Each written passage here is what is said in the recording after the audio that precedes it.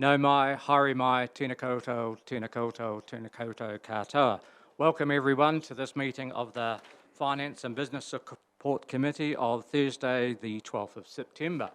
I'd like to call for apology, please, and we have one from Councillor Lovett, and I believe everyone else is here. Would someone like to move, please? Councillor Urquhart, Councillor Rawlinson. All those in favour, please say aye. Carried, thank you. Extraordinary business. We all should have in front of us our community grants papers as an item of extraordinary business. Would someone please like to move that we accept this? Madam Mayor and Councillor Bell. All those in favour, please say aye. Carried, thank you. Okay, we do have another couple of items that are not extraordinary business that will be going on the agenda. We're going to have a report from the Methven Community Board, and also we've got a special visitor in the room which I'll introduce to you very shortly once we've just gone through the rest of our processes here. So, any declarations of interest? No. Okay, confirmation of minutes.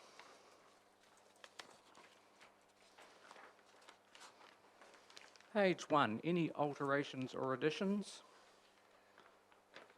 Page 2, Madam Mayor.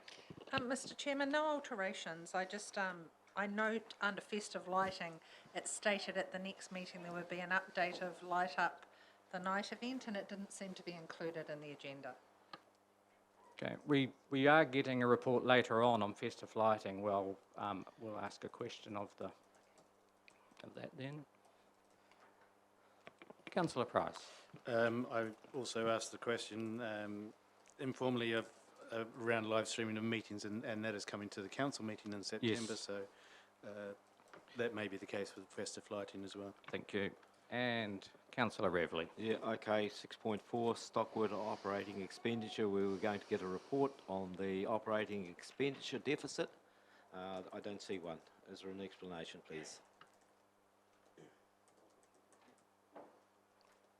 Through the Chair, we are working on that and will be provided. I think it's at the next council meeting. So it'll be there on the 26th as well? I believe so, yeah. Yep, thank you. Okay, page 3. Madam Mayor. Thank you, Mr. Chairman. Under reserve boards, some questions I did ask were around the fact that the website was not showing the latest information for reserve boards. And I was assured at that meeting that there would be an investigation. I'd like it recorded in the minutes that that investigation was underway. Okay, people are happy with that, and I know some work actually has been done on it, so we'll make the minutes reflect that. Thank you. Anything else? If not, would someone like to move, please? Councillor Brahm and Madam Mayor has seconded. All those in favour, please say aye. Aye. Against? Carried. Okay, thank you. So it gives me great privilege to invite Mr. Charlie Dennis from Ashburton, Devon, UK to come forward, one of our sister cities, and he has with him a couple of items that he would like to present to our Mayor. So I just ask Madam Mayor to stand, and thank you.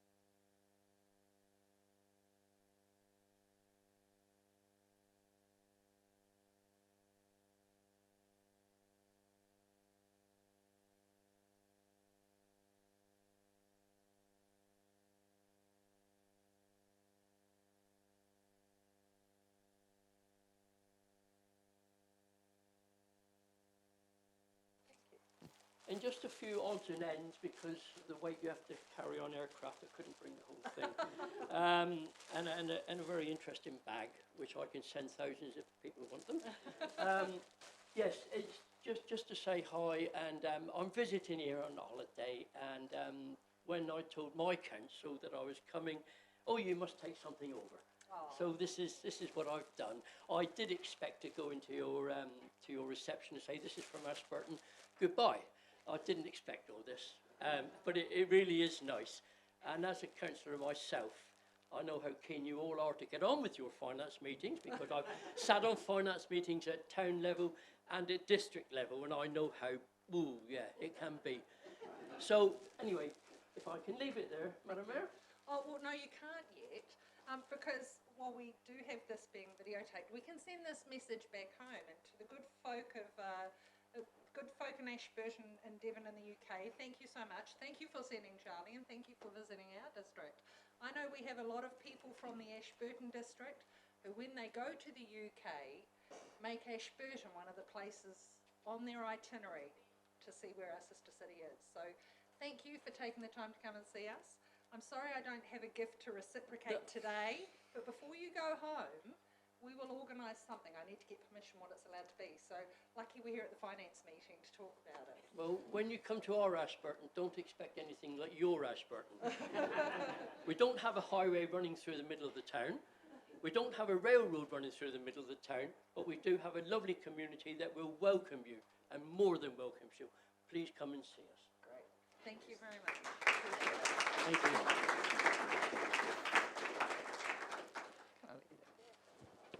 My daughter, by the way, she's the reason I'm here. She's Yeah. as an old pair out here. And thank you very much. So I'm going to send her somewhere else interesting next year.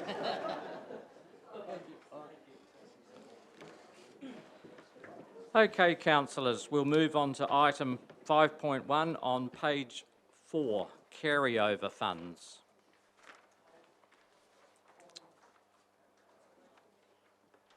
You have it all there in front of you. Rachel's not here, Paul. You're going to do it all? Yeah, I did it. Okay, so Paul has done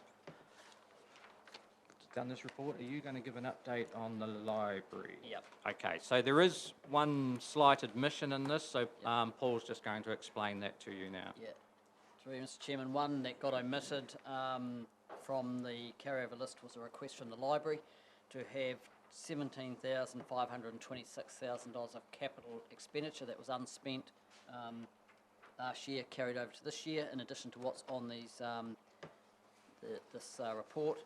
And that was for RFID security gates, patron self-issue station, and 2 digital signage screens. So that request was for 17,526. So I requested that be added to this report. And also, if you look on page 7, there's a line in that first box that has $100,000 there, but no description. It shouldn't be there. Just put a line through that. It actually refers to the top line. So when I copied and pasted, I must have left it in the wrong place. So that's at the bottom of that box. There's the 30th of June 2019, 100,000. Just put a line through it. Madam Mayor. Thank you, Mr. Chairman. So just while we're on page 7, I'm looking at the second bullet point at the top of the page, titled Domain Depot Development Unspent Budget. And I noticed there are a few cyclic renewals, exercise equipment, the depot development, all in this carry forward, yet we're about to go out for consultation to the community in regards to what our future of the domain looks like, what the development plan looks like. Are we premature to have had this budget here, and is it necessary to carry it forward when we haven't yet consulted with the community? To Madam Mayor, Mr. Chairman, sorry. My understanding is that the carry forward won't be spent in most of those areas until the consultation is finished.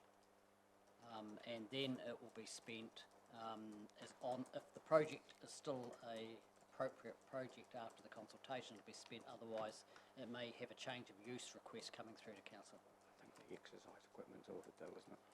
I don't know. Okay. councillors, I'm just going to try and simplify this a little bit. We might just do page 5 first, and then so if anyone has any questions on page 5, headed drinking water, and we've got wastewater, stormwater there. Any questions? I Councillor Brown. just have one on page 4, and it's on the exercise equipment to come from the purchase and improvement reserve account. I know when we did the LTP, it was going to come from the reserve contributions account. Have you renamed it? Mr. Chairman, that is actually the name that sits in the ledger in the annual report. It's one and the same, and we sometimes refer to it by different names, but it's exactly the same reserve as what it was intended to come out. I just don't know how that got missed again. So it's in as a separate recommendation rather than a carry forward. Thank you. So any questions on page 5? Page 6? Councillor Brown. Just one, Mr. Chair. Just on the projects, we've got subsidised and unsubsidised roading. So subsidised roading, we don't have to spend it in this year. Can we carry this over? I didn't realise that.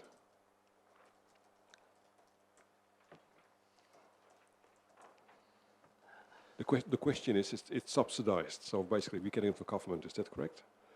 So do we have to use it in this year, or we can use it next year? Or The subsidised money through NZTA is generally for a 3-year period, so one can carry over as long as it's within the 3-year period. thank you. Thank you. Any further questions there on page 6? Page 7, headed commercial property. Just saw Colin's face when he lost $100,000 he thought he had. Cemeteries. Oh, Councillor Brown. Yeah, it's on Parks and Open Space at the last box down the bottom. Talks about require the transfer from special funds of 45,000, yet the carryover request is 108,000. Should they be the same or not? Through Mr. Chairman, no. What we do with all this capital is we spend the depreciation money first, and there was the difference between those two amounts would have been the depreciation that we funded. What we have not done in the past, and what has been added to this report, is where the source of funding was coming from, we're going to carry that forward as well.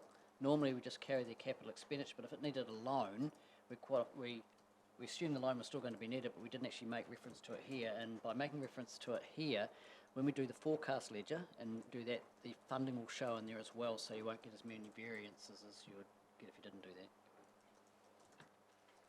Any further questions? Page 7.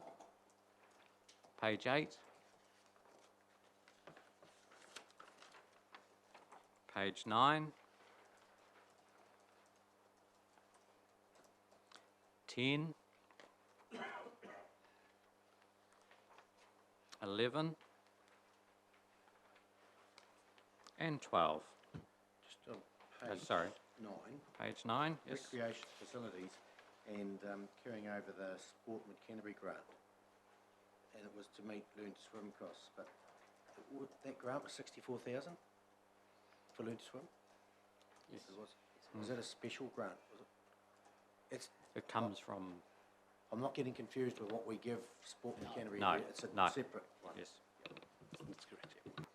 Councillor Rawlinson. Thank you. Just going back to transportation, the unsubsidised roading, did I recollect that we loan funded that in this last 12 months? Through you, Mr. Chairman, yes, there was a loan there, and it's been taken up, so it will show as a loan in the annual report. So my first thought was, with the unused funding, would you pay it back to the loan, or That not wasn't, appropriate? through Mr. Chairman, that was an option, but the staff wanted to carry forward the actual expenditure rather than simply forego the extra work. Thank you. Councillor Wilson. Thanks, Mr. Chairman. I thought because we got extra funding from NZTA, we didn't need to uplift that loan. No, my understanding is the loan is still being uplifted. It's all good news if we do more work on our roads, Councillor Wilson. Okay, so we'll go back to page 4, the recommendations there. And just remember that we will be including that 17,000 for the library in that recommendation. Are people happy to take this as one whole, or would they like it split in two? No? dissent, so take the recommendation as a whole. Are there any further questions before we do that? Councillor Brown.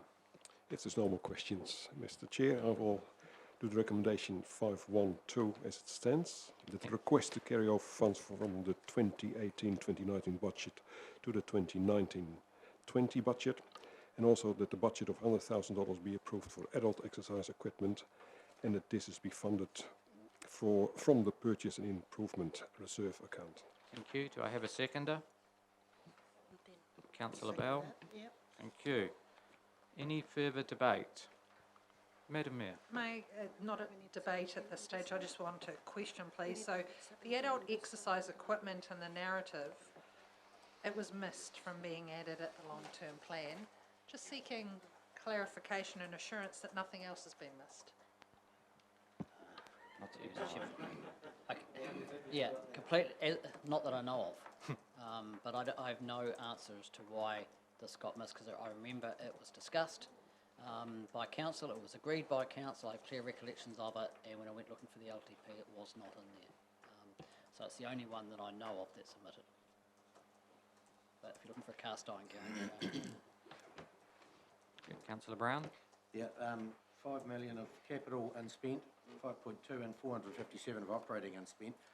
I do mention it every year, we have carryover funds, and every year I mentioned do better next year, which we're in that next year now, we're in this year. So get into it and get it spent, because you're rating for it, the people are paying for it, they're expecting it, you've got to get out and deliver them the service. There are some good reasons behind some of it. Some of them aren't so good, but there are good reasons there too. Thank you. Any further discussion or debate? If not, I'll put the motion. All those in favour, please say aye. Against? Carried. Councillors, we move on to item 5.2.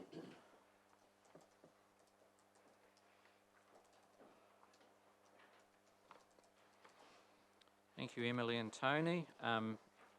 You've all read the submission. Does anyone have any questions of staff?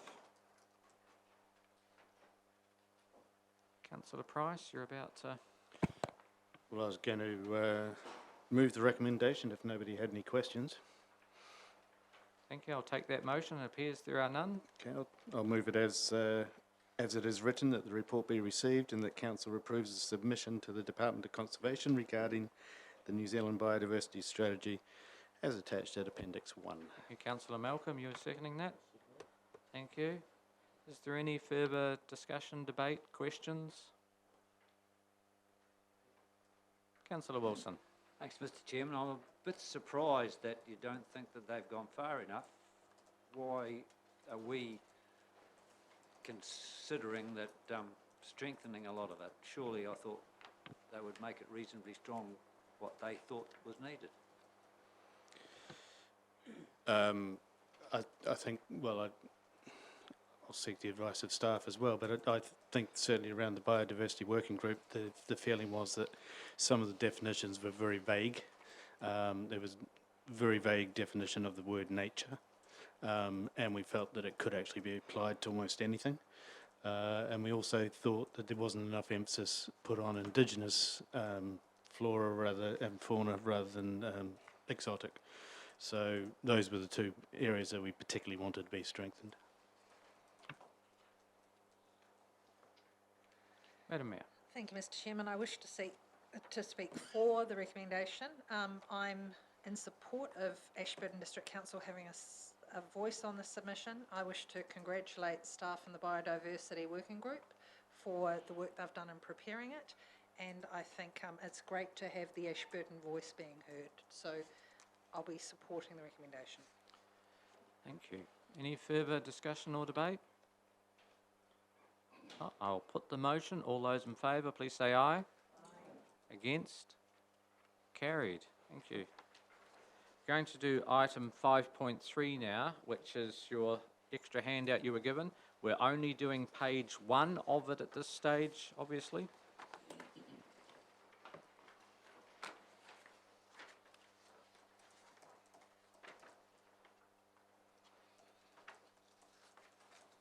Do people just want 30 seconds just to look through it? They'll have all been emailed. You have all received it by email previously, but does anyone have any questions of staff on the first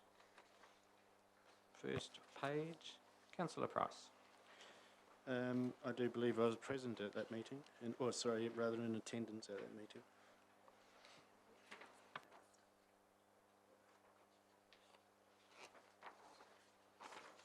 Thank you. Any further questions?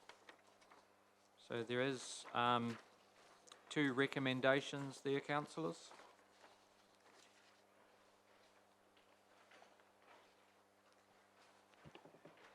Councillor Rawlinson.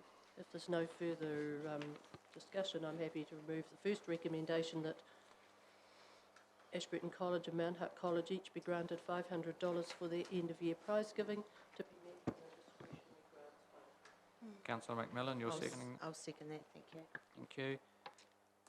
Any discussion or debate on that? I'll put the motion. All those in favour, please say aye. Aye. Against? Carried. Second recommendation there. Any questions on that?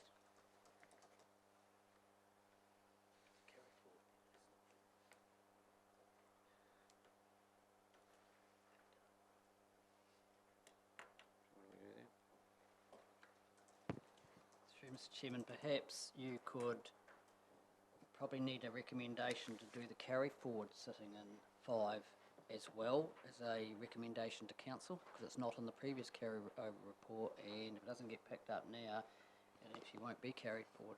So you'll need a recommendation to council to carry that Tony's got something. money. Sorry, through the chair, that's for 2020-21, because this is the 2019-20 funding, sorry. Yep. Withdraw that. Thank you. Very efficient staff, you see. Thank you.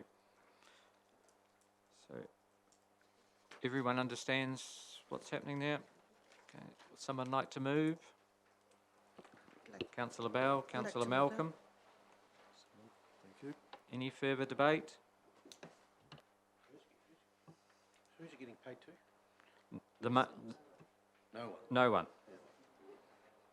Yep. It was originally paid to Sport Mid Canterbury, but now council as such through EA Networks is doing the holiday program, so we're retaining the money basically. It stays in the fund for school holiday programs. Yep. Okay, so I'll put the motion. All those in favour, please say aye. Against? Carried. Right, get rid of that bit of paper. Where are we up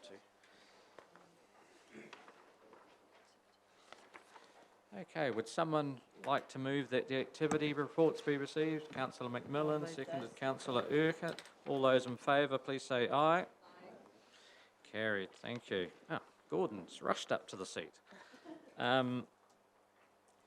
Quite a lot happening, obviously, in information systems. Anything you'd like to add there, Gordon? Through the chair, no. Any questions I'm happy to take on the report. Thank you. Madam Mayor. Thank you. Through you, Mr. Chairman. My question is around telephony and the comment that currently investigating and developing knowledge of current market offerings. Is the intention that any changes will be made in the immediate future, or are we waiting until the new build? Through the chair, yes, that's an identified project for this financial year. The intention is that we will renew our telephony system and supporting contact centre software in this period.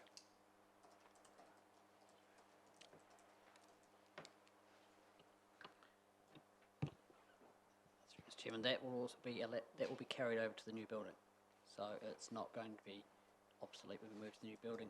It'll go with this. Yeah, that is through the chair. That is a design brief that it is. We will uplift it, whatever shape it is, and it will be transferred into the new building. Councillor Urquhart. Yeah, thank you, Mr. Chairman. the digitisation of property and consent files, they've done 23,700 building and resource consent property files out of 27,000. I mean, that's a pretty darn good effort. What happens to the old hard copies of those? Are they archived, or I'm just thinking of going over to the new building. Do you take a chip over, or do you take a truckload of stuff over? Through the chair, it's a big chip that gets transferred. The physical files are held off-site in suitable storage and will be retained until a decision is made as to the future of them. But we are working purely off the digital copy now. Any further questions there on information systems? Thank you, Gordon. 6.2, strategy and policy.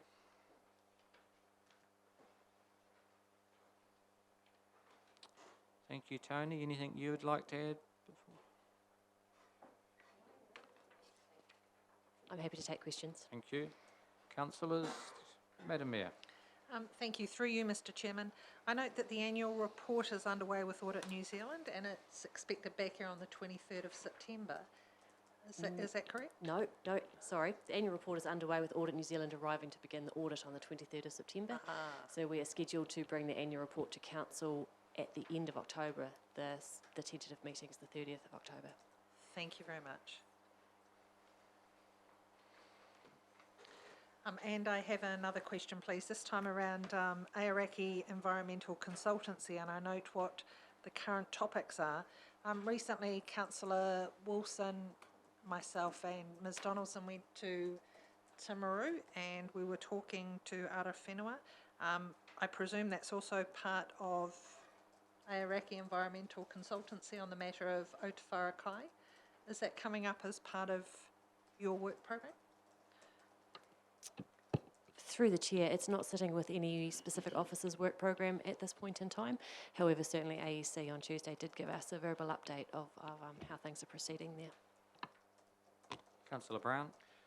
Just submissions are out on the freshwater package, and there was a meeting in Ashburton News today which 350 farmers and support people attended, and they weren't exactly that happy with what's been proposed. Is council going to do a submission to that that freshwater package?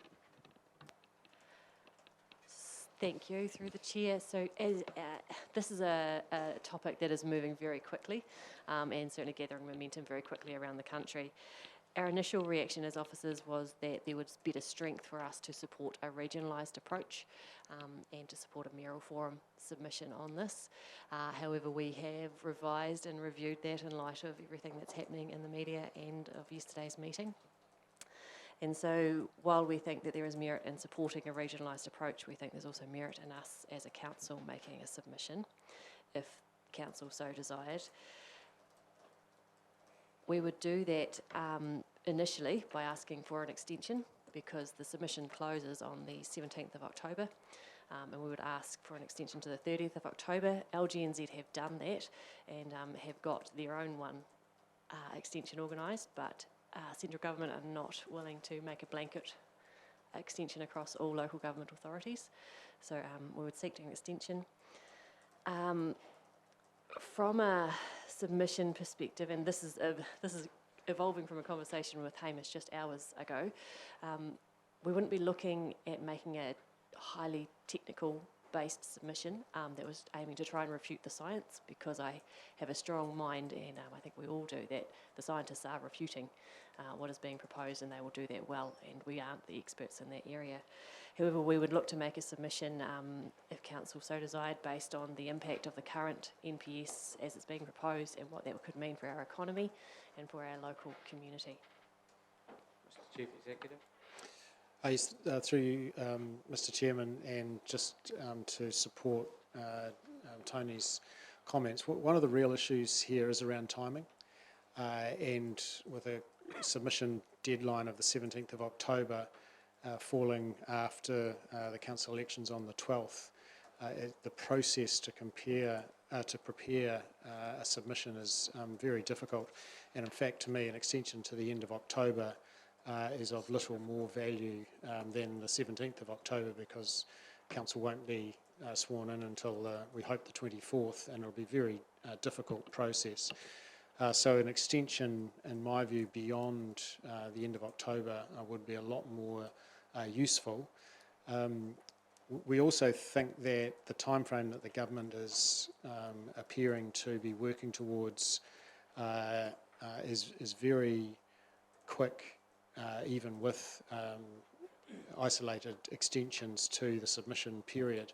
And the letter from the Minister to ECAN certainly indicated they still intend to consider all those submissions by the end of the year and have the new regulatory regime in place early next year, which indicates a relatively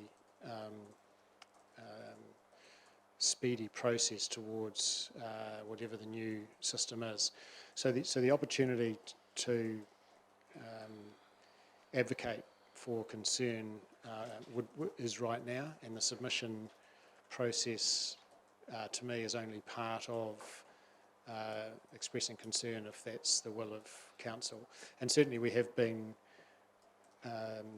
seeking as much information as we can on the potential economic impact of the discussion document proposals, as opposed to diving into the science and trying to understand the intimate detail of that. And there's some work going on at both a regional level on that aspect, and we intend doing what we can to support concerns at the economic impact of the discussion documents proposals. Thank you. Madam Mayor. Thank you. So just to provide further clarification, absolutely it was a meeting yesterday that concerned many in our district, and several councillors were there, and we got the message loud and clear. You heard me say at the meeting that as a mayoral forum, we were pushing to extend that time frame. That conversation is still ongoing. I can tell you that nationally, LGNZ are trying to rally the troops and gather feedback in a quick manner, because it is overlapping with the local body elections. I can also share with you that I've been in contact with several members of Parliament, and there is work going on, and I have been able to source a report that was prepared for Environment Canterbury called the Sawan to Waihora Zone. And it was a memorandum on the implications of meeting the National Policy Statement for Freshwater Management objectives for the lake environments in Te Waihora back in June 2017.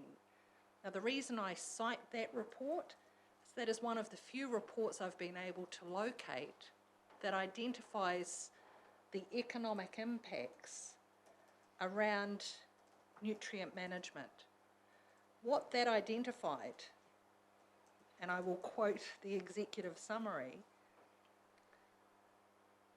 is that this is expected to result in a reduction in operating surplus returns from the catchment in excess of 80%, from 348 million to 45 million per annum. Now, because we haven't done that data for this district, very hard to know what the impact will be, but it is the only report I've found thus far that is actually giving some economic reference to it. But absolutely support the suggestion that the Ashburton district should be doing its own submission on this issue. Thank you. Councillor Wilson. Thanks, Mr. Chairman.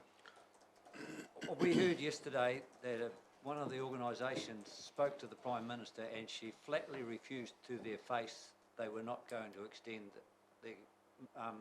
take the extension of time. I think if we're going to make a submission, we have to get on and do it. But yesterday, when Ministry for the Environment were asked, have you done economic analysis of your projects, they said, we're going to start and do it now. Well, what an idiotic organisation, a government like this, would bring out a proposal with such far-reaching effects without having done the economic analysis. It just beggars belief. It's obviously trying to be rammed through over election time, and it's got to have huge, far-reaching things. I support our district doing as much as we can to get by the deadline that it is now, and hopefully it is extended, but if it doesn't, at least we'll have something in. Thank you, Councillor Brown. We are branching into an item here, Oh, that- yep. but I so just- we just need to be a bit Very aware of quickly, that. Yep. obviously staff are going to need councillor input. Are you going to use the people around this table or the new people around this table or both? Well, with the deadline that's there, you'll have to be this lot of people. So, sorry, Mr. Chief Executive. Yes, it's almost certain we'll use both. We will also be relying on a excellent submission from ECAN, from the region, sorry, the Mayoral Forum. So the region is also preparing a submission.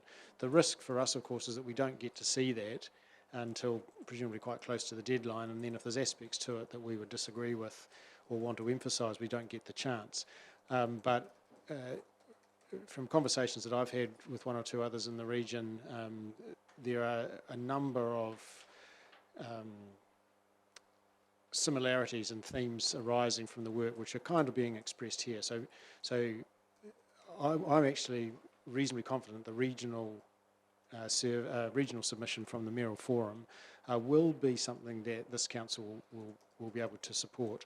So as we have our say to reinforce that, then our emphasis will very much be in and around the potential significant economic impacts of the report, rather than trying to dive into every paragraph and disagree with every nuance of the discussion document.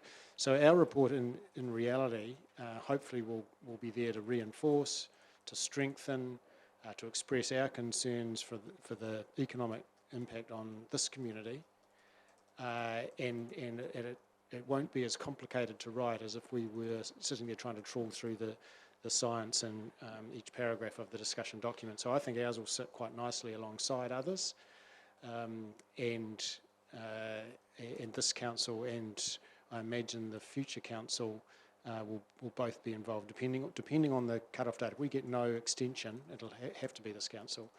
If we can get an extension beyond swearing in time, the new council would have an opportunity to sign it off. So thank you for that, because there is a high level of importance around this for this whole district. So it does have a big impact. You on the same topic, Councillor Reveley, because you will be the last. Okay. What I'd like to see that we put out a draft of where we think we're going from the people that we can get in the next fortnight. I believe that's the time. We'll have a fair few more answers within a fortnight. We put out a draft of probably only need half a dozen major headings, because Chief Executive's right. We're not going to answer everything that's in there, but there are some things which we can't ever achieve. So is there a possibility? I'm not sure who would do it, of getting something out in a draft form within a fortnight? We will do our level best. I'm acutely conscious of the current work program of particularly our strategy and policy team, and this is unexpected and a stretch given their other work. But we do understand the urgency, we do understand the importance to the district, and we will rejig and reshuffle and do our level best to meet those deadlines. Okay. So thank you, and thank you to staff for noting the urgency of this and getting onto it for the district. So thank you for that. Just a question, Tony, now on the annual resident survey. It's quite a major change of process for the way that this has been done in our district before. Traditionally been a telephone survey, now going to a letter-based and then go online survey. Would you just like to talk us through that, please? Yep, sure thing. So as you will all be acutely aware, with the previous annual resident survey with using the telephone approach, it was becoming more and more difficult to attract and get the 400 sample size that we were requiring, and it was certainly taking the contractor a longer time. So it was timely to have a review and to look at what other options were available. Key Research are a reputable company who have been using this methodological approach of the electoral roll and randomly sampling 4,000 residents from that and inviting them to participate in the survey through a letter. The letter invites and directs respondents to complete an online survey initially. If after 10 days people haven't completed the survey, then they are sent a reminder letter, which also has a hard copy of the survey. So if someone isn't interested in completing it online, but they're quite happy to sit down with a pen and paper, they can do so and then return it by free post back to Key Research, who will analyse the data. The other main shift that we are doing this year is that we're moving the survey to quarterly surveying. So every 3 months, 1,000 people will be invited to participate in the survey, and that is to take out any seasonal variances that may occur with activities and services and resident satisfaction with those. The main point of difference from a representative perspective with this new approach is that it is, as the survey is being mailed out off the electoral roll, there is no ability to select participants based on age, and so the information that we will receive back will be weighted to ensure it is representative of the population. If at the end of the surveying rounds we find that we've heard from a certain demographic really clearly, but we haven't heard from an age group of, say, the 25 to 35-year-olds, then Key Research will follow that up with a targeted phone survey, just to make sure we get a balance on the representation of results. Thank you. And one of the other advantages of doing it quarterly, it takes out that emotion of some hot topic at the time, and that's when the survey is being done, and it tends to slant a whole year's results to 1 week's headlines almost, so it does balance that out. So for anyone listening in, if you've received one of those letters, please go online, fill the survey in. It does help influence what happens at council. Councillor Brown. Yeah, thanks, and thanks, Tony, for your different approach. I'm sure it will be good, and we'll look forward to the results. But the questions, are they the same as previously been asked? Yes, they are. Councillor Wilson. Thank you, Mr. Chairman. Why 4,000? In the past, we had said 400 was a very, very good representative figure. Are our past 400 not as accurate as 4,000? Through the chair, sorry, I haven't made that very clear. So we'll invite 4,000 people to participate. We would be looking for a response rate of about 800. And that's about on par with what you'd expect with this type of surveying technique, is you don't get 100% uptake, unfortunately. And I do believe the cost was actually a little lower as well. Okay.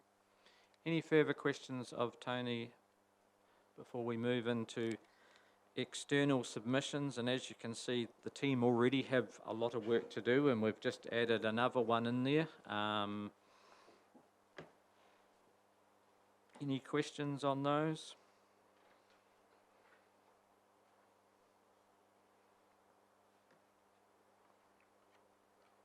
No?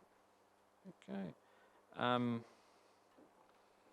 The Environment Canterbury Annual Plan submission response, are you?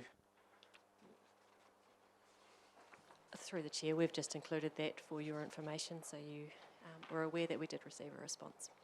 Okay, thank you. Councillor Brown. I just did have a question of the letter that came back from the Chief Executive of Environment Canterbury. They did have a 0.5% to rebuild council reserves, which have depleted in recent years. I didn't think you could rate for reserves under the sort of a local government rating act something. They're almost rating now to keep the rates down later on by building up a reserve. As Mr. Brake may know, is there a law that says you can't do that? I don't know. Well, I'm not 100% certain, but I thought you may have given us advice in the past that we rate for that year only, not for future years. Mr. Chairman, I wouldn't want to speculate on the legality of it, but certainly depending on their revenue and financing policy, it has intergenerational equity issues. When you're taking money off one generation or 1 year to spend in another year, there is an issue with that, but presumably if they've got it right, the revenue and financing policy must cover that. It's probably a question that would be better directed to Environment Canterbury. Just one thing that this will have an impact on us is their 10.5% increase. We collect those rates on behalf of ECAN. People will read the bottom line and assume that ours have gone up dramatically because they not many people read their rates demand to see that the difference between last year's ECAN rates and this year's. So there may be some ratepayers out there who, when they see their rates bill, just might be a bit unhappy. Councillor Brown. Who is best to ask that question of ECAN? Mr. Chairman, I can pass that question on and seek a response. Councillor Brown. Yeah, if you ask that question, also ask them how they get to 4% plus 4% plus 0.5% to 10.5. Yeah, through Mr. Chairman, they won't have listed every single item that's increased. They've only pulled the significant ones out. Yep. Okay, no further questions of Tony at all? Thank you for all the work you've done and all the work you're going to be doing. Communications.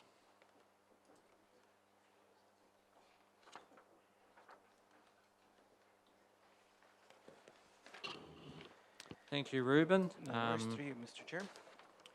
You happy to take questions? Yes, just wanted to initially start off by following up on Madam Mayor's comments regarding the lack of a report on the Light of Night event. My apologies for that. That will be included in our council meeting coming up on the 26th as a planning update. The confusion there was probably we look at it in two separate different activities that are going on. We have festive lighting, which is generally speaking of overall theming throughout the community, which is what we've provided in today's report, that first item there. And then the separator, the second item, would be the actual Light Up the Night event. So my apologies for that. We'll make sure we follow that up on the council meeting later this month. The other item of interest was the live stream follow-up review. The reason that's been pushed to the council meeting as well for consideration or a brief update, the full report to council on the 26th. We wanted to make sure that we captured a full 6 months of meetings, which includes this month's meetings as well as part of those statistics, and we'll be able to share that information with you and some options forward that you would have for that. So with that report, Ruben, will one of the options be expanding the meetings that we live stream? We can certainly look at, currently we have 2 or 3 options available for council to consider, remain the same as is, expanded if we need to, as well as possibly even consider moving it forward to the new council to make those considerations. Thank you. Madam Mayor. Thank you. Through you, Mr. Chairman. Will the report also cover how the meetings are to be filed? Because sometimes if you go back and try and search for a copy of the meetings, it can sometimes be difficult. How are we archiving them for the public to find? Yeah, so I was unaware that there was challenges in finding those resources. We have a YouTube channel for the district, and we also have a Facebook page, and all that stuff, all those videos are archived within those social media platforms. We have created playlists within our YouTube channel that consolidates all the meeting videos and the live stream events to make it easier to find. I'm going to pitch for folks to subscribe to our Ashburton District Council YouTube and click the notification bell on it, and you'll be notified whenever new events are possible. But they are searchable. If there's anything we can do to improve on the accessibility to have folks find that resource, please let me know. I'm more than willing to look into that as well. Thank you. So are there any further questions at all of Ruben? I did want to just quickly provide an update regarding the text message alert system. I wanted to remind the council or the FABS meeting members here that Antenno has been discontinued effective the 1st of December. And with that, we have reached out to those subscribers who were in that distribution service. And we think that they've migrated over, seeing that the subscribership for the new text alert service has been quite successful. In addition to that, I wanted to share a unique marketing campaign that we're attempting to do to try and get people in the know about this new, and I'll play this for you over the speaker if I may. Oh, I'm exhausted. Nearly home time. Got any plans? Oh, at this rate, it'll be a long, hot soak in the bath. Oh, sounds nice. Oh, and make sure you have it early, though. The water's off for maintenance later. Really? How'd you know that? Easy. I got a text from the council. You could get them too. Just text your postcode to 4196, and whenever something important's going on in your area, the Ashburton District Council will send you a text. Best bit, it's totally free. So I text my postcode to 4196. I'll do that now. Just a little interesting, different perspective to try and catch the attention, and that's being played in radio stations advertisement currently. I'm happy to take any questions. Thank you. Councillor Price. Thank you. If I could ask about festive lighting, I understand that that's circumstances beyond our control, but it is rather disappointing because when we approved that special expenditure on those, we were told that they were going to be good for several decades. Is there a likelihood that we'll be able to use them again in the future? Yes, so absolutely. The question has come up before in regards to the investment that has been made on those decorations. We're definitely making use of that for the Light Up the Night event, the following movie in the night. So we've got multiple events that are happening during the month of December that will make wide use of those decorations that will not be displayed across the street, absolutely. And supplementary to that, in terms of the street flags, we're also reusing the same flags? Yes, we are, yes. And they will be put up and taken down at yes, on that timetable, because I have noticed that there have been some Anzac flags which have been flying for several months beyond Anzac Day. Yep, you will notice 3 flags throughout the community that still have older flags. We have a challenge in the flag trek system that has malfunctioned, and we haven't been able to get crews out there to actually, basically those need to be reinstalled or reordered, and so we're working on that. We're well aware of it, but hopefully we have come up with a schedule to change the flags as the seasons change, and we've also decided to also change the clock tower LED lights with that same seasonal change as well, to give it a bit of a flavoring in the square there. Councillor Brown. Thanks, Mr Chairman. Digital signage in your purchased a second screen to be put into the council building. Is there any thought of using the library, because it's sort of an information centre too at the moment, of having some information in there like you're doing in the old eyesight building? Yes, so the intention is to try and grow and expand that service where appropriate. The library is definitely one of the users that has been interested. In fact, I believe the carryover report Yes, that's one been of- presented included carryover to fund 2 additional signage screens for specific use in the library. Yeah, yes, it was part of that carryover. Yes, that's correct, yes. So hopefully we'll see that fairly soon. Councillor Wilson. There's a flag there at half-mast. I hope it's not for some of us down at the council. Fortunately, that's not under my responsibility. And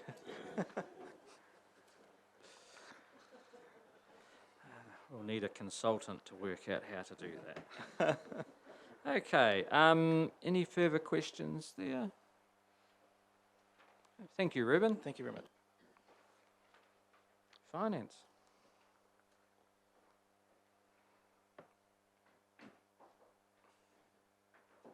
Okay. Welcome. Does anyone have any questions of Rachel?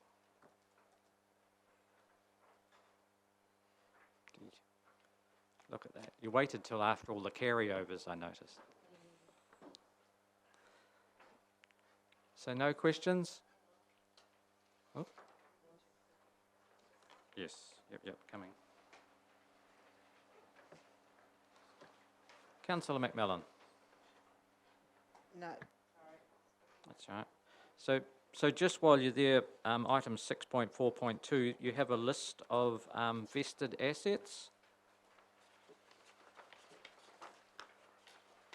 which is on page 37 of your agenda. Got the hard copy.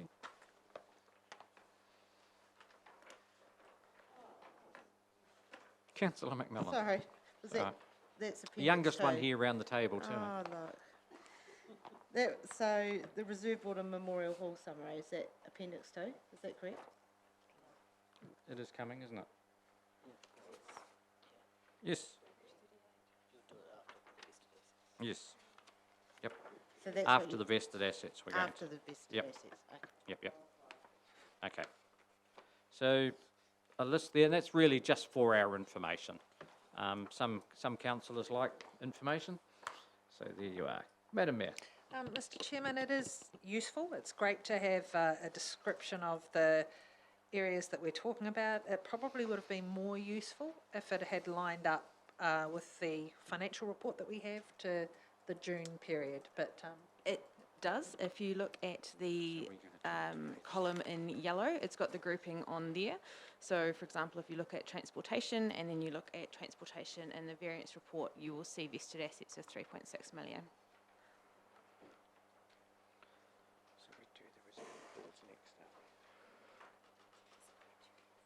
If there are minor differences, it may be in the timing of when the report was run and when this listing was brought out, but in general, they should line up pretty well. then thank you for that. Sorry, I was looking at the date and I imagine those dates that were recorded were the dates, the financial period they're related to. We look at our variance report year to date. Okay. So this is the year to date listing of vested assets. Thank you. Any further questions? Just for your information, Councillor, we're going to do the community board under 6.4 when we're in the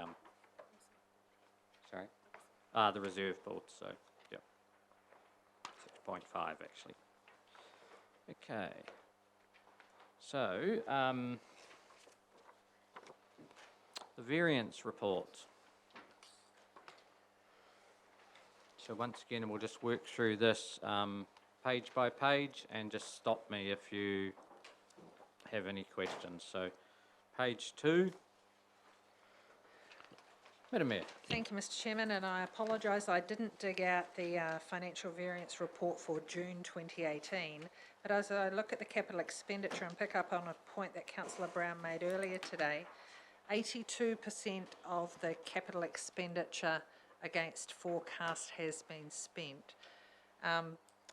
I imagine that that is better than last year, but does anyone have the data on last year? I thought we were down in the 60s or 70s.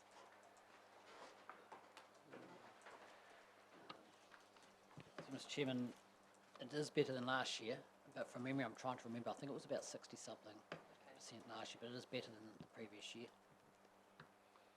Yeah, it's a good direction to be moving in. Mr. Chairman, the amount of capital expenditure is unlikely to change from that because it's got all the additions in there. The only change would be if we take some capital out of work in progress and expense it, but it's unlikely to be much. Okay, page 3. 4. 5. 6. 7, 8, 9, 10, don't go any faster because someone will stop me, 11, 12, 13's easy, 14, 15, 16, 17, Sorry, Mr. Chairman, may I just go back to 14? certainly. Recreation facilities. And could I just note and commend the recreation facilities and services? They have additional income, up 15% on income, and expenditure is 3% under budget. So that's positive. I know we've had a couple of years where we've struggled in that space. Yep, thank you for that. Page 17, 18, 19. Councillor Brown. Just on the forestry, so we're right out of the emissions trading scheme. I think that the report did come to council, it was very brief, but I don't think I was here for it. So are we in the emissions trading or not?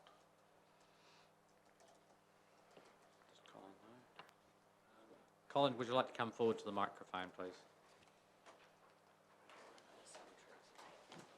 Through you, Mr. Chair, we're not quite out of it at the moment, so we're having to purchase.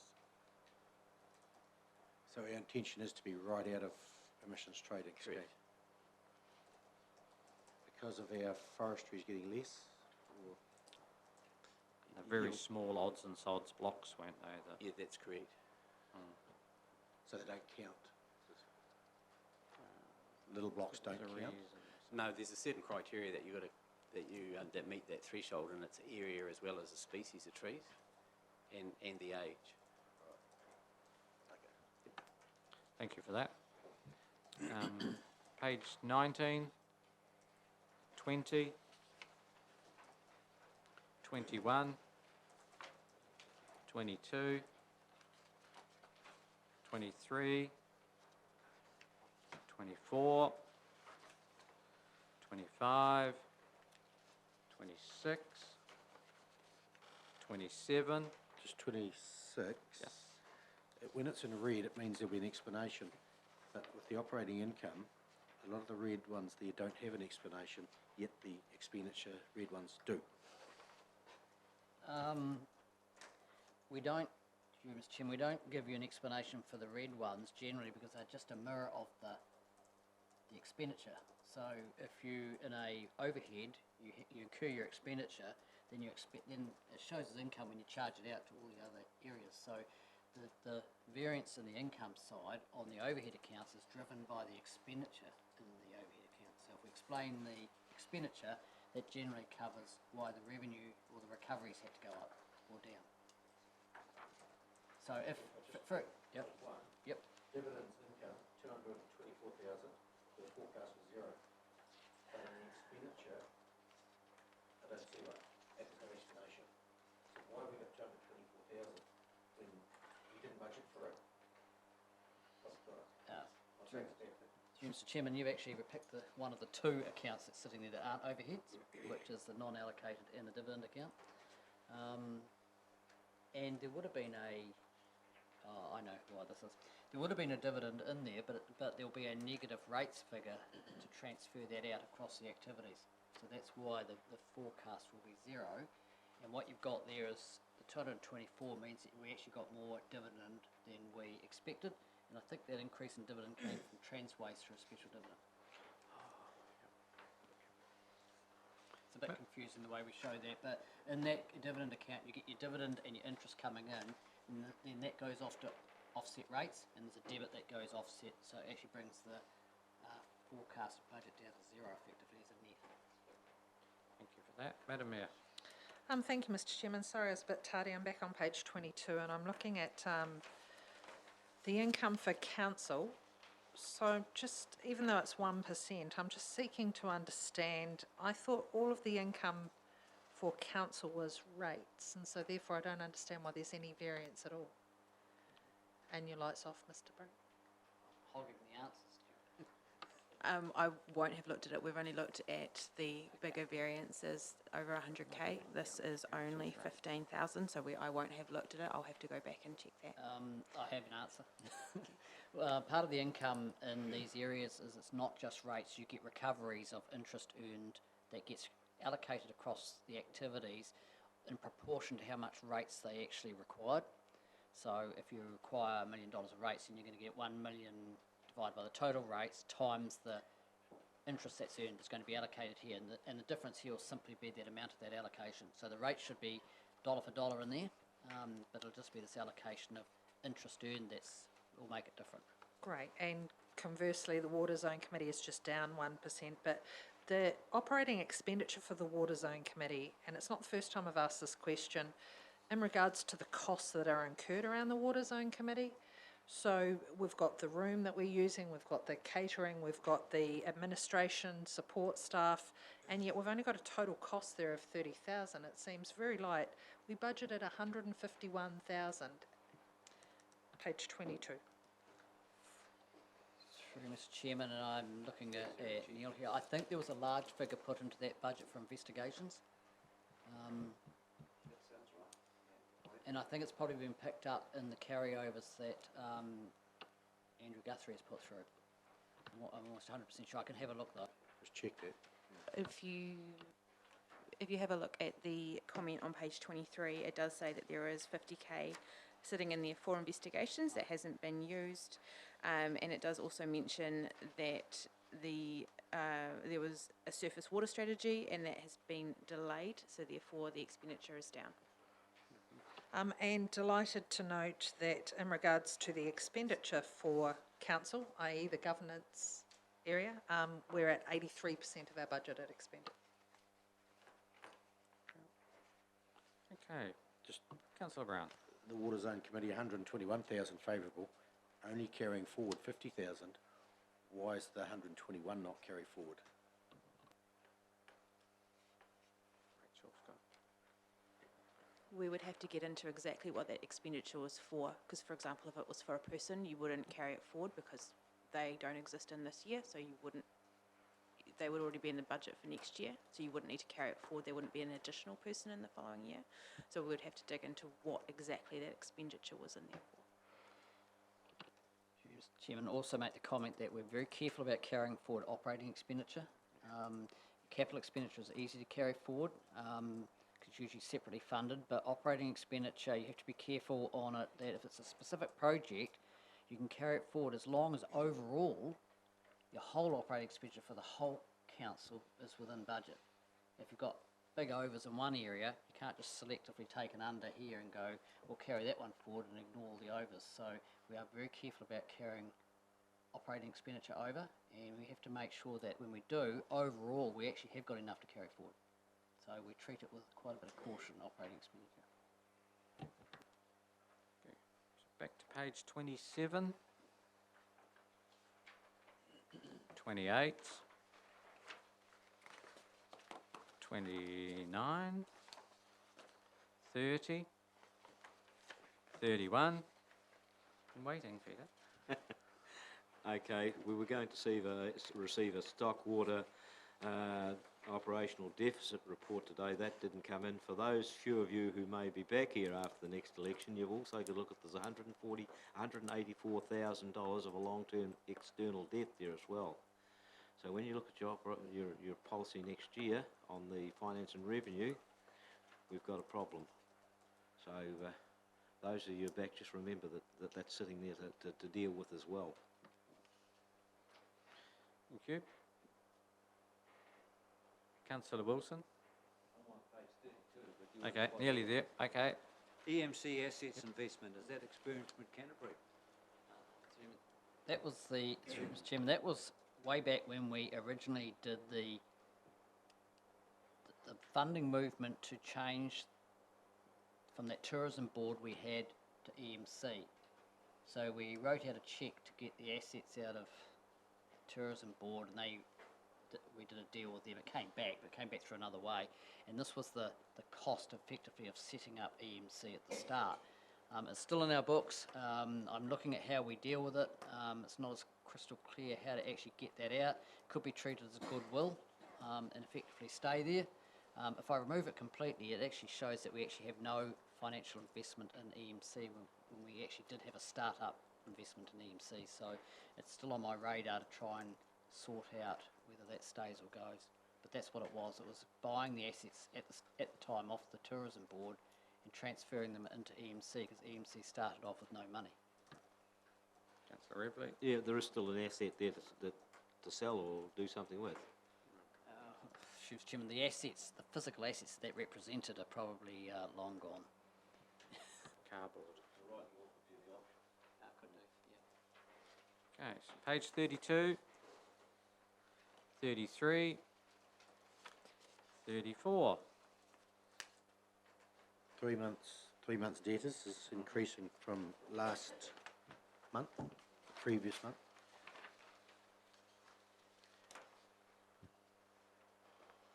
Wondering why? Or it's in hand? Yeah, other way around. The 3 month debtors is decreased. 2 months decreased, is it? The 3 months is decreased as well. If you have a look. No, you're right. Well done. Okay, no further questions? You want to do the reserve board breakdown as well? Not, do it now.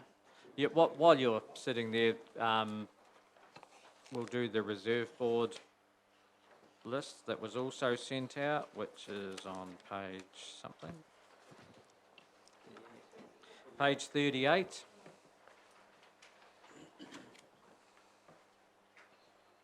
I'm just going to ignore you. Councillor Wilson. I think you first. My question is, year-to-date expenditure, isn't that the debt that was already accrued? Hines hasn't spent 22,000 in the last year.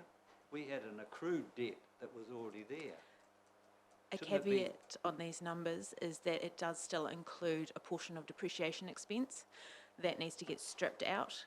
That should have happened already, but it wasn't done at the point that these reports were put in place. It will happen before the final results go out, but all of these boards currently have depreciation expense sitting in their cost centre, and that will be removed, as it always is every year. But the like of Hines, it had a debt, a previous debt, and I thought it cut even for the year. I'm not So it sure looks as if you in spent specific, but that 20, so that for Hines, that 22,000 almost, I can almost guarantee it will include some depreciation expense, which will be stripped out. Councillor McMillan. I think my question's just about answered, but my concern was too that the Mount Hutt Memorial Hall had a huge amount of deficit when, in the reports that we get each month at our hall meetings, doesn't reflect that at all. So that's obviously the depreciation. That one I double checked. You've had a tiny movement in your expenses since the point that you got your report, but tiny. I think you're about 128,000 for the year, I believe. And that was on your report. So what you got on your report is still correct. There was a very minimal movement. The addition to make it up to this 241 is depreciation. That's going to get stripped out. Yep, thank you. Thank you. Councillor Revley.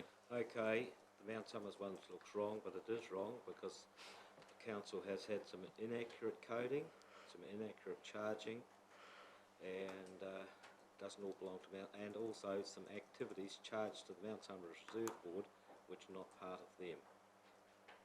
So I think we're getting there. There's been some refunds come, there's some more to go, so hopefully we're getting to the bottom of it. You don't want me to say any more? I can't comment. I'm not sure of the specifics. I would have to go and the Reserve check. Board has been paying for the public toilets and the toilet at the fire shed. So that was the payroll issue, which has been resolved, and that has gone through. And some inaccurate coding which has been sorted, I think. So, but that's why that one looks wrong. Hopefully it's going to be sorted because there has been one refund and there's some more to go. Yep, so payroll's already in these numbers. That refund's already there. Mr. Bragg. The report, what the report doesn't do is pull up any appropriations that are being moved from, say, a special reserve to fund this. And I just noticed on the Mayfield one, which has got $41,000 of capex, there's actually a $40,000 appropriation coming into there to offset that.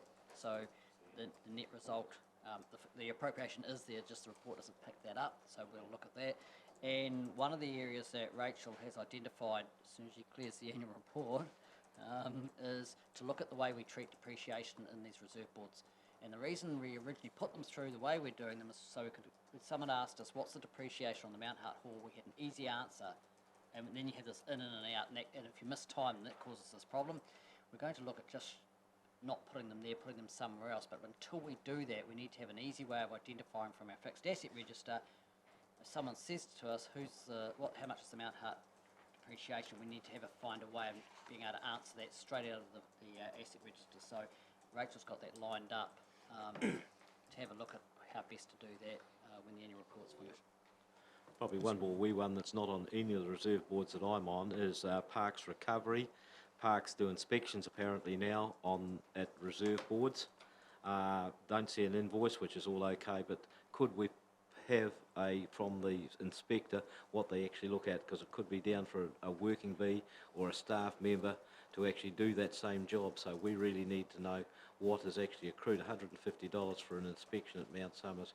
It really means that the camping, the playground probably will be ripped out if it continues to go that way. So we really need to know something about what they've looked at for $150. So Neil, I'm going to have to refer that over to you because that's the Parks guys who are doing those inspections.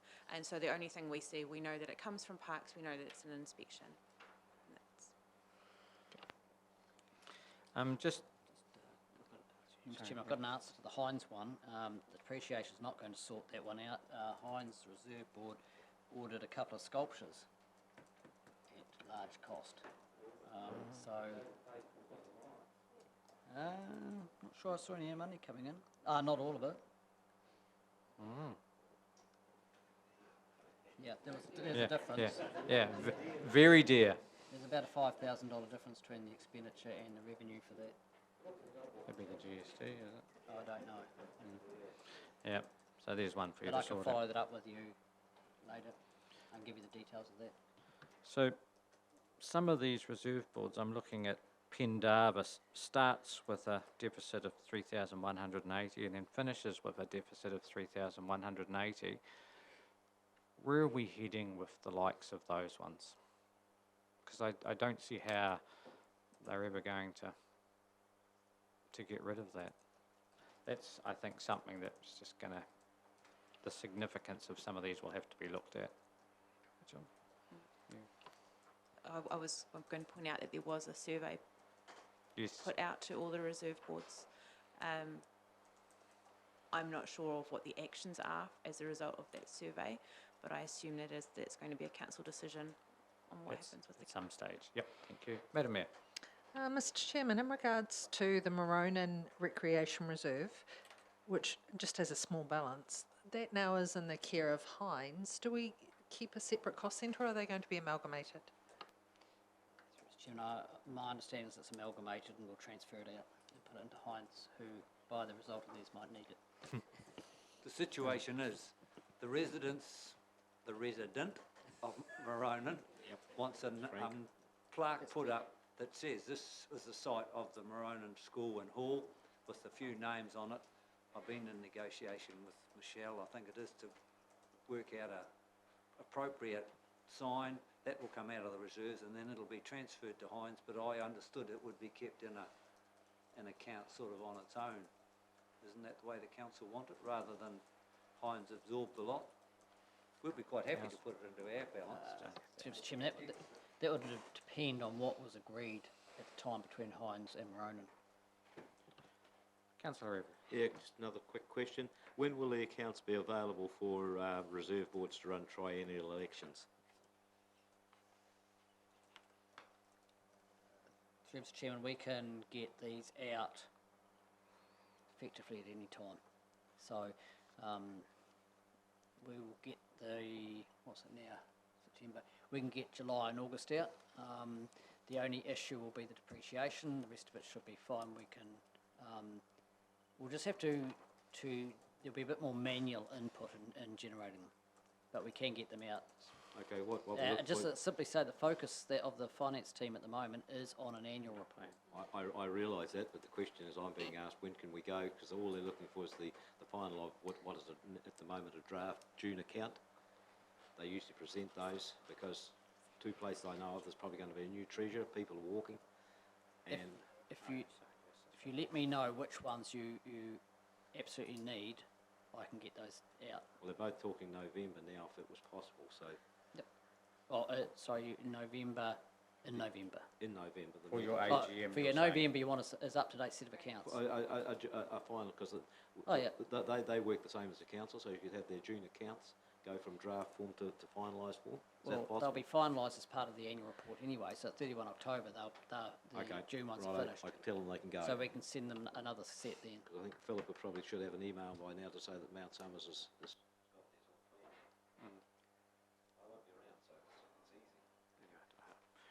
Okay, so any further questions there? Thank you. Colin. So 6.5, back on page 24, commercial property.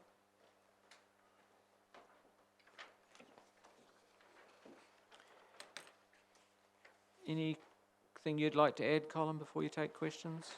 Just that we've now sold and settled 4 sections on Jeff Gearing Drive. Excellent. Any other questions there? Councillor Price. Thank you. The 2 units at Mona Square, the elderly person's housing, 2 units that are vacant, neither suitable for tenants. I'm assuming that you're actually working on making them suitable for tenants? Or is there some other plan for them? Mr Chair, we have a much larger project that we're doing there, and no, we won't be bringing them up to a standard that would be necessary to meet the Residential Tenancy Act at the moment. The cost would be just prohibitive. Just to clarify, that project is a report. Yes, and it's coming to council. Any other questions of Colin? Oh, thank you, Colin. Okay, 6.6. International Relations Subcommittee. Very handy. The minutes are right there on the adjoining page. Madam Mayor. Thank you, Mr. Chairman. So as noted in the minutes, I think we did, Councillor Bell was heading off to the Philippines.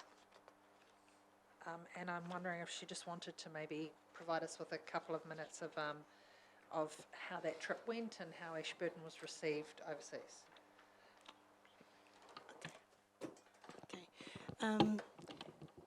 Thank you, Mr. Chair. It was a very brief trip, and in my councillor's capacity, I was able to promote Ashburton District and what we can offer to internationally to other council and other government agencies. I have visited different banana plantation and different training center for dairy workers. So it's the workers that we are thinking, not the dairy itself that we are looking at their milk products. So we're hoping to connect the tertiary education here that provides training with the Philippine counterpart so that they can benchmark their training system and their training standards. So it's been good, and hopefully from there we can have a connection economically with the Philippines. We have some very unique products as well from the Philippines and Ashburton as well. We have products that it's unknown to them, and they're very familiar with the products from Australia, but not from New Zealand. And interestingly, they don't know that we have great wine and cheese from New Zealand too, and award-winning ones. And they said, oh, we just got ours from Australia most of the time. And talking to the Chamber of Commerce, they were saying that they have a food expo or product expo to other continents, and I was encouraging them to connect with Ashburton. You might want to pop in New Zealand from Australia, since you are having a product export there. So hopefully these 2 cities, the Davao city and also our district, will have an economic relationship in the future. Thank you very much.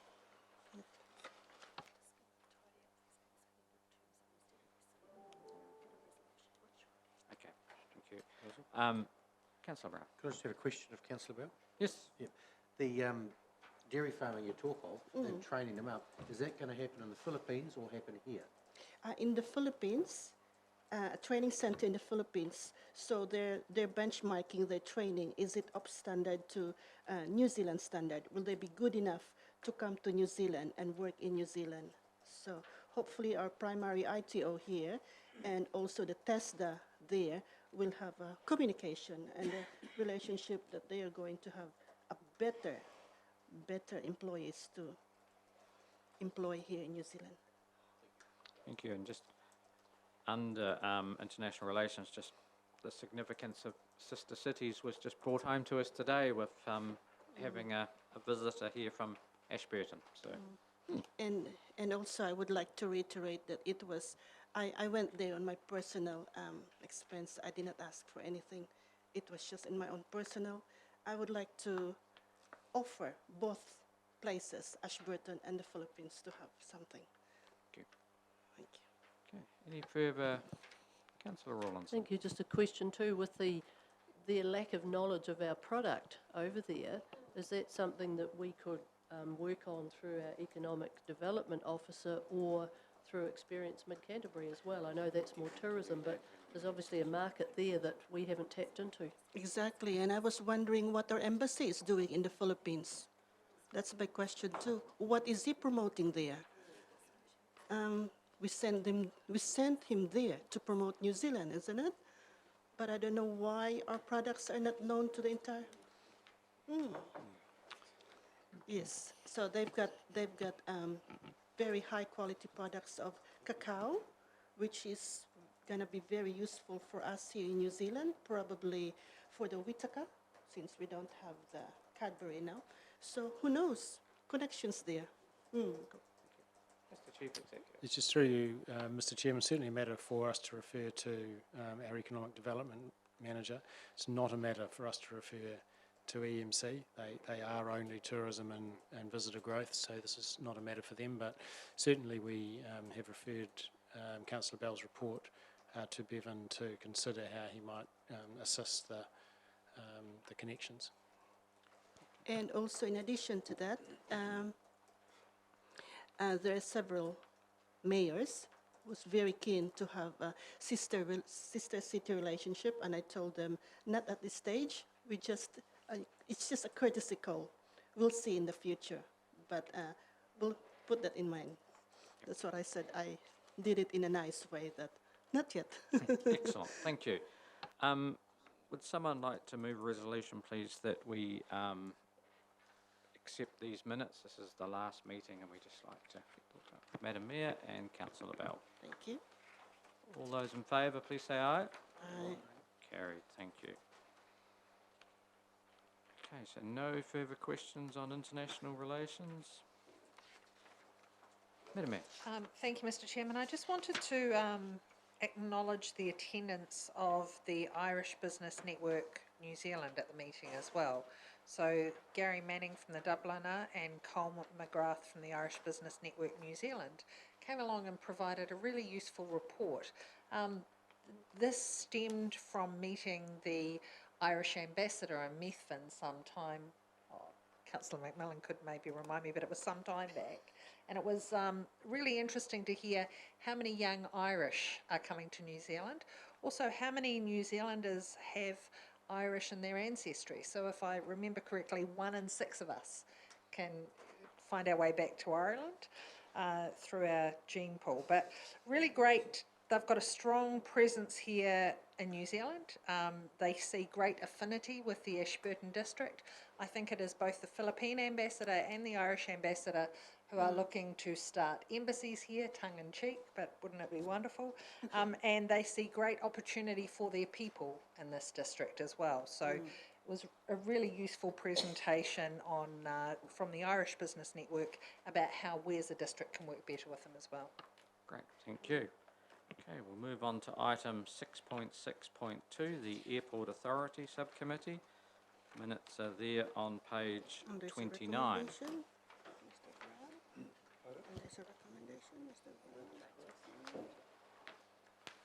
Through you, Mr. Chairman, James Lamb told me that there were actually some amendments to the safety manual that you have as a separate appendix, and I'm not sure whether they've been circulated. No, we thought James was coming actually to talk through it. We'll come back to you when we do the safety manual. Do you want him to come over? Do you need him? It's pretty minor stuff. Yeah, it's only minor stuff. Yeah. No, we'll be fine. So, yep. Okay, so we will be just having a quick overview of the safety manual. There'll just be an explanation of, well, it is a living document. It will change regularly. As we've already seen, there's some changes to be made. So, but we'll just go through what we have here in front of us first with the subcommittee minutes. and obviously there's a couple of recommendations there. There is just a word to add into the first one, and how will we just clarify, make sure I put the right word in here.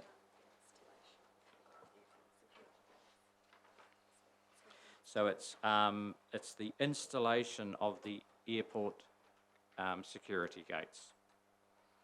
Okay, so there's a full stop or a comma after receives the aerodrome safety manual report, and that the airport security gates installation will take immediate effect. Councillor Bell, you have your light on. Okay.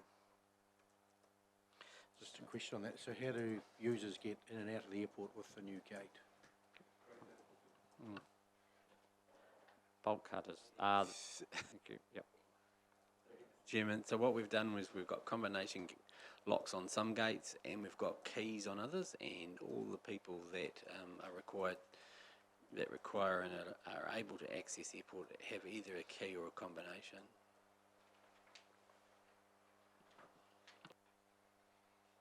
As with all change, not everyone is happy, but for the health and safety involved with an airport, I think having it secure is very important.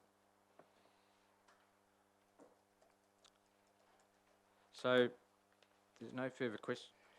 Madam Mayor. Thank you. So this health and safety process is around the aerodrome itself. The airport land is wider than that, and it also includes the speedway. I imagine that the speedway have their own safety manual and processes. Is that correct? Through you, Mr. Chair. Yes, that's correct. Thank you. And may I ask another question, please? That is on page number 8 of the report. It states under 3.3.2, reporting to the District Council, that all landslides, accidents, near misses, improvements or identified threats, risks or hazards are to be reported to the safety coordinator. And yet when I go to the flow charts that are listed from page number 26 onward, we fail to have that as one of the steps in our process. And I did attend the Airport Authority subcommittee, and I did suggest there and thought it was to change, that the final step should be report to the Aerodrome Safety Coordinator, as written in the narrative. Through you, Mr. Chairman, yes. So there'll be a two-part process. One is that everything should go through the safety coordinator, and that was quite a robust discussion out there as to whether or not the safety committee thought that that would be applicable, and it was agreed that we would stick with the safety coordinator out there, and we're working through that process at the moment. So if there is anything missing in there, then it will be added in. So if it's not in that process, it will be in there. So just to make life a little bit simpler, I'm going to take that first recommendation in two parts. So the first part will be to receive the draft Ashburton Aerodrome Safety Manual report. So everyone has a copy of this. There are some minor amendments already happening. This is a living document. It will change as things arise. Madam Mayor. Mr. Chairman, if we're receiving the draft report, when are we expecting that the final will be done? There may never be a final, because it is a living document. Through you, Mr. Chair, that's correct. Because it's a living document, it will change. It will change depending on what the circumstances out there change. So this is the draft. But I take your point as far as the reporting of the misses or accidents or events that are out there. That will be going through the safety. If they're on our side, they'll be going through the safety coordinator, and if they go on the air side, they'll be going through ourselves as well as the CAA. And if any changes are made to this, and as I say, we've already got some minor ones there, they will be reported through the Airport Safety Authority, so councillors will get to see those changes as the minutes come through. Mr. Chairman, just to Sarah Mosley, the People and Capability Manager, wanted me to advise you when this came up that one of the Airport Authority committee members will be assigned as a safety officer, and that a job description is being drafted for that, and there'll be a small honorarium attached to that, which will be met out of existing budgets.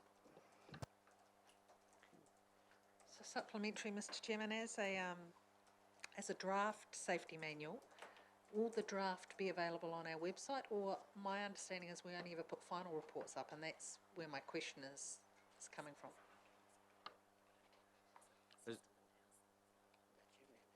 Yeah, this is an in-house document, not a council document.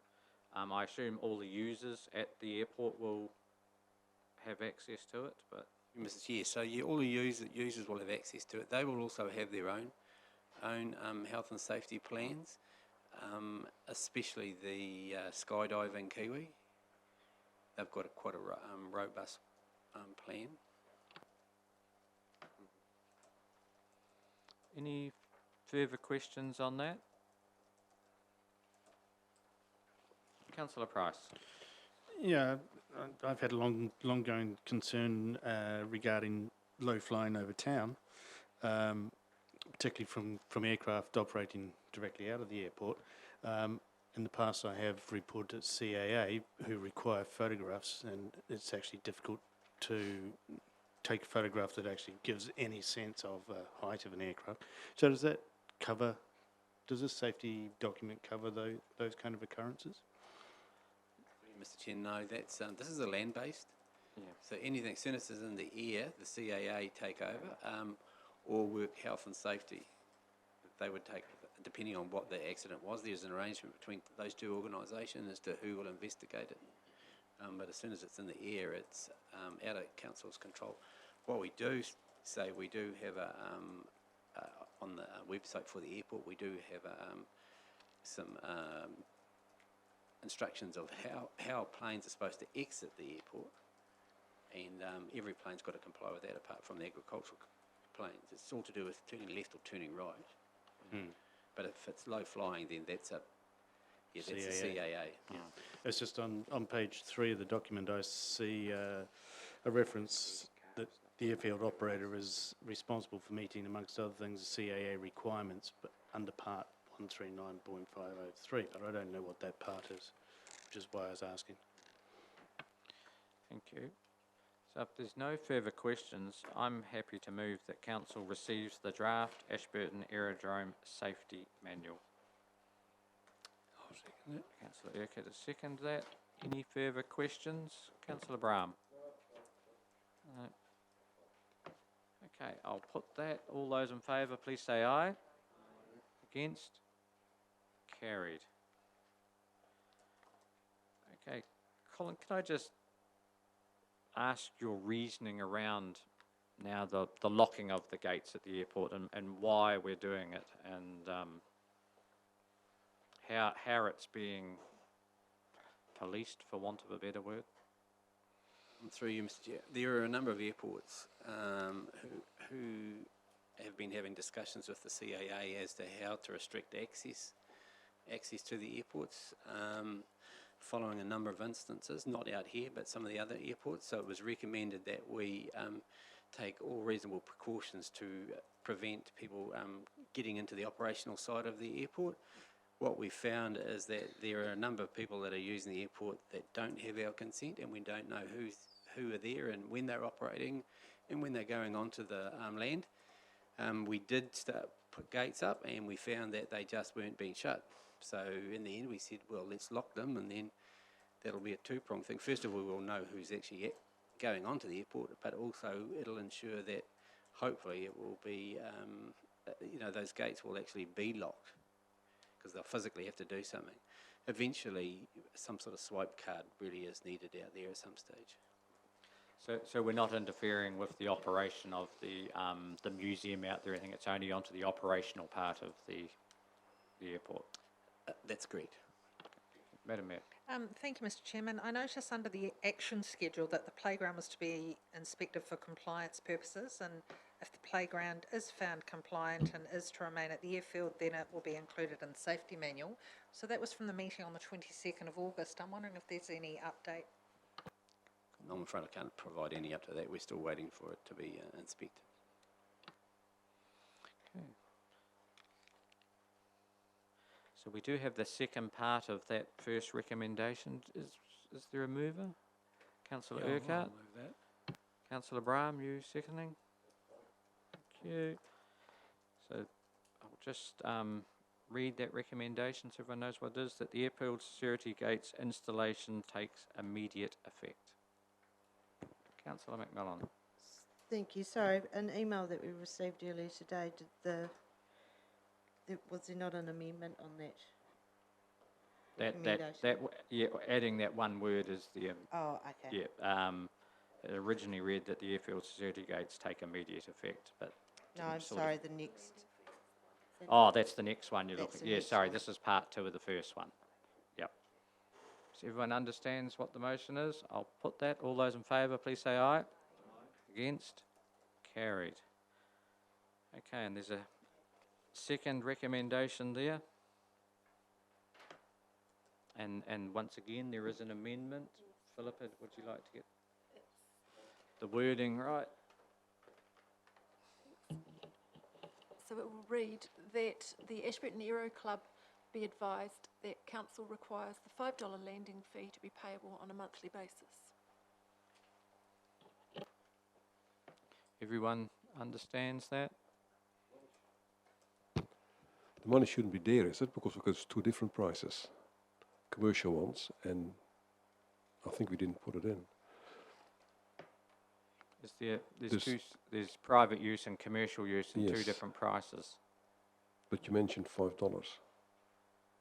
Should it be there or not? I don't. Just yes. Through Mr. Chair, it's probably better just to take out the $5 and then we'll say that the landing fees, because some of them, they'll pay more than $5. They'll pay 2 or 3 months in advance. We do have some bulk people that do pay. All right, thank you. So we're just going to take out that monetary value, but the rest of the wording will stay the same. And then I will move to motion. Oh, sorry. Yep. You go. Yep. Councillor Urquhart moved, Councillor I'll move Brahms seconding. Is there any further discussion? Put the motion. All those in favour, please say aye. Against? Carried.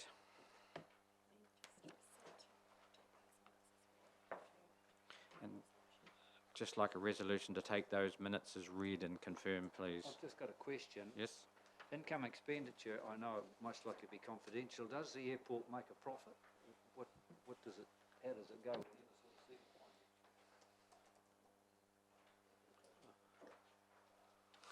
Through you, Mr. Chairman, no, we don't make a profit. Most of these community-based airports in New Zealand don't make a profit at all. We don't have sufficient movement through the airport to ensure that would be profitable.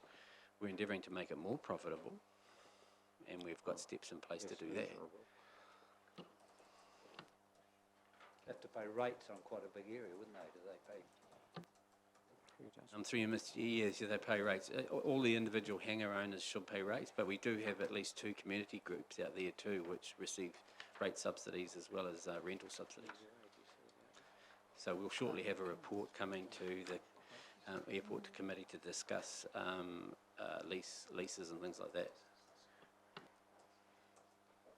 Right. Through Mr. Chairman, councillors will see that information each year as part of the budget because the airport is one of our cost centres, so it's not confidential.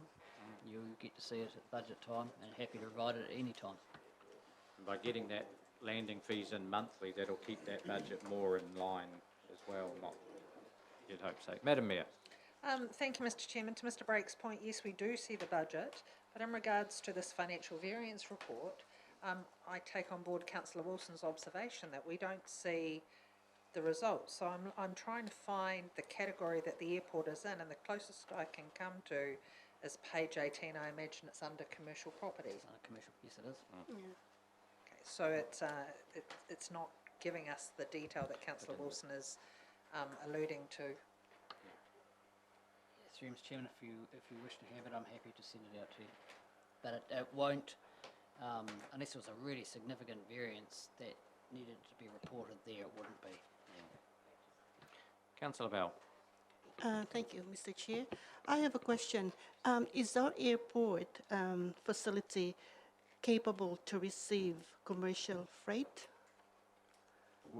would only have to be a certain size, but it would be a very small plane, wouldn't it? It would be. We do have some commercial operators out there that have a limited freight, but because it's a grass runway, it's the size of the aircraft and the type of engines are limited. Limits whatever you want to do there. Okay.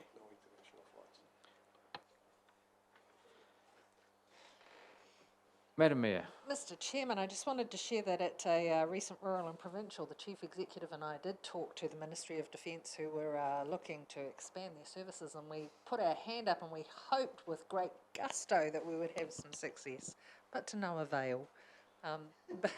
But if anyone else could find those who wish to extend runways, I'm sure we could have that conversation. Don't forget that has been tried, and yes. Councillor Urquhart's going to move that we receive these minutes, and Councillor Malcolm is seconding that. Thank you. The rest, everyone else is saying aye. Thank you. Okay.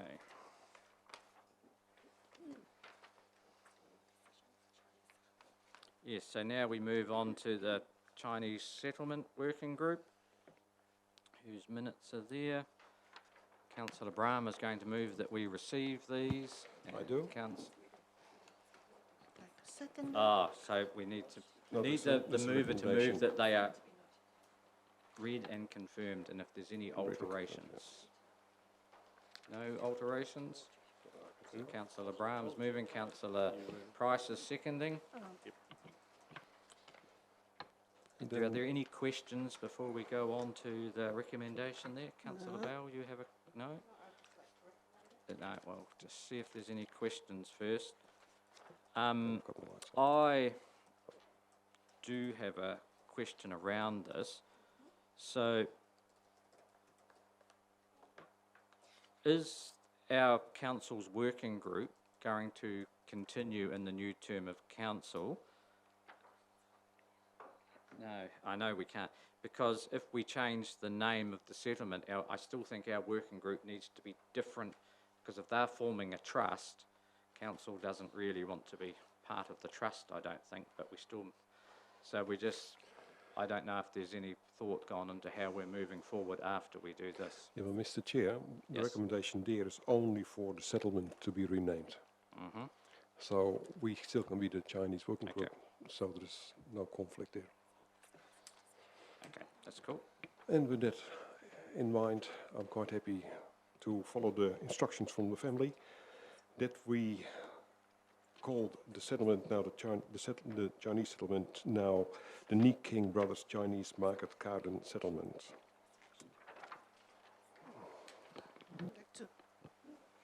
I'd like to second that. Councillor Bell seconding. Councillor Price, you have a question? Yeah, just, well, a couple of things regarding your comments. One was, no, we didn't discuss whether there was any need for a working group to go forward, but that was it was the request from the families that the settlement be known as that, not just, and if the working group was to continue in the next term, I would suggest that it does get renamed. Secondly, I think given that we have a memorandum of understanding with the owners, it might be a really good idea to have a council representative on that trust. We do have an interest in it. And then I was just going to make the comment that the reason that we need to rename it is because that is also the name under which it has been gazetted by Heritage New Zealand. So that is now the official name that was agreed to for the settlement itself. Any further discussion, questions, debate?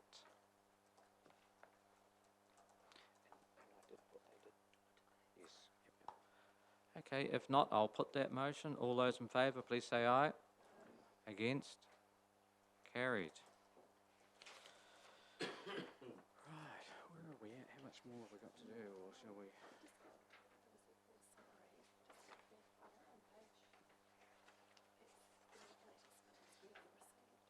Oh, we'll do that because we've got to. Shall we get Dan up now? Okay, Dan, you've been sitting there very patiently. Yep.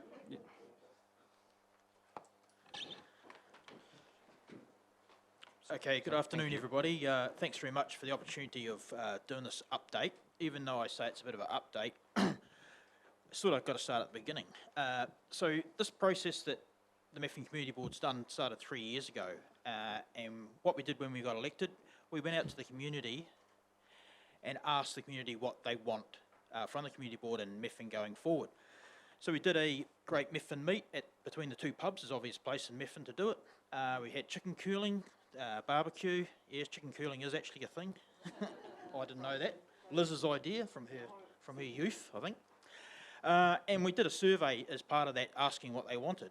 And from that survey, then we took it to the AMP show in Methven in May, and then also we had it online for 5 weeks. So we got a lot of information out of that.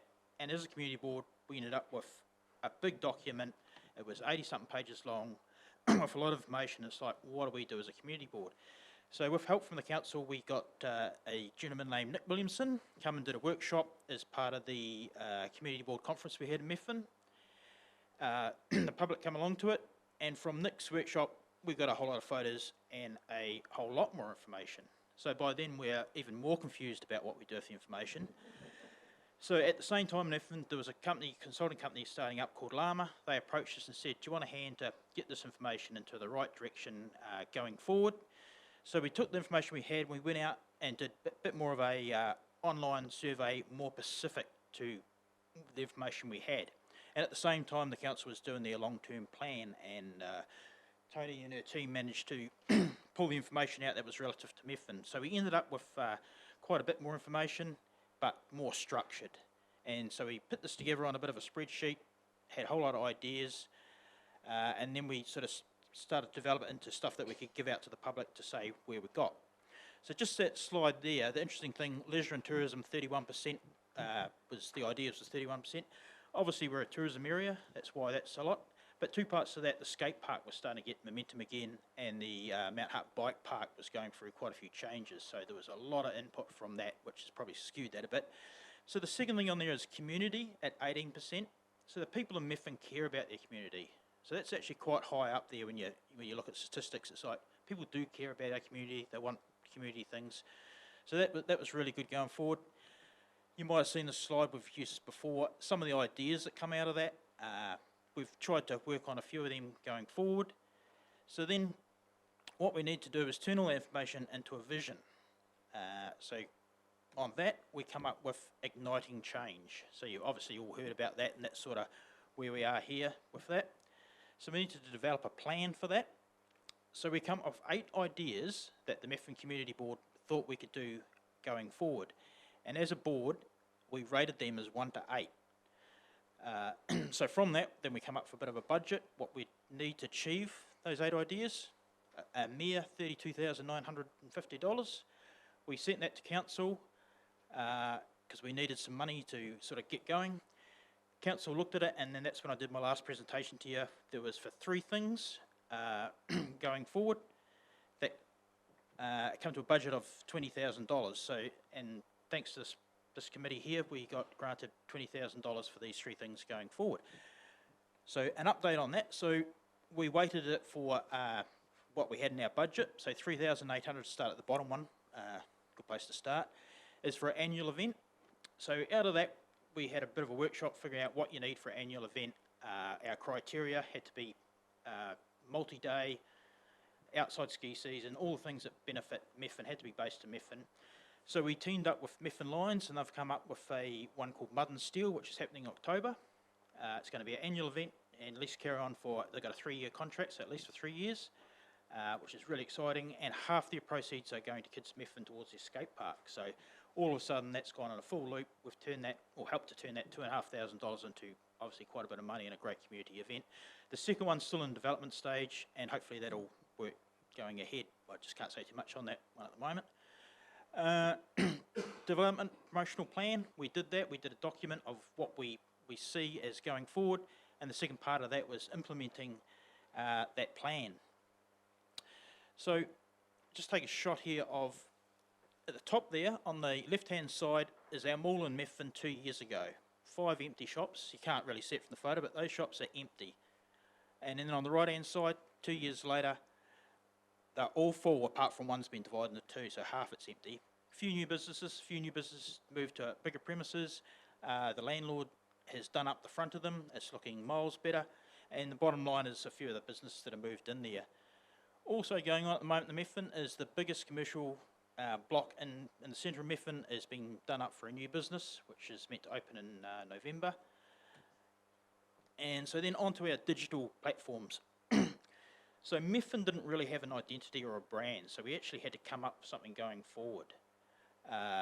So we come up with this logo. It's meant to represent the mountains, the casual flowing, the blues for the glacial water, and the photo in the background there is sort of what we are. We're sort of from the hills down to the plains and encompassing that whole top third of the district. And some of the imagery we've used around that is what we do in our lifestyle, live, work, play. So just a bit of shot with imagery. Onto the website, the one on the right there on our website, it's about history. Methven's 149 years old. So what we're doing is not reinventing the wheel. We have a strong farming history. We have a strong agriculture. We've got into tourism. So we're just promoting that. And on the left-hand side, you'll see how we've got 3 different areas. Culture, so that's about what we are in the top half of the district. Next one's lifestyle, what we work at, what we play at. And the third one's our playground. It's like we have jet boating, we have hunting, fishing, mountain biking, all sorts. Everyone around here knows exactly what it's like. This is about putting it out to the public and letting them know. So moving on from that, also got a Facebook campaign and an Instagram campaign, and we've been working on that for 6 months and slowly building our assets in that.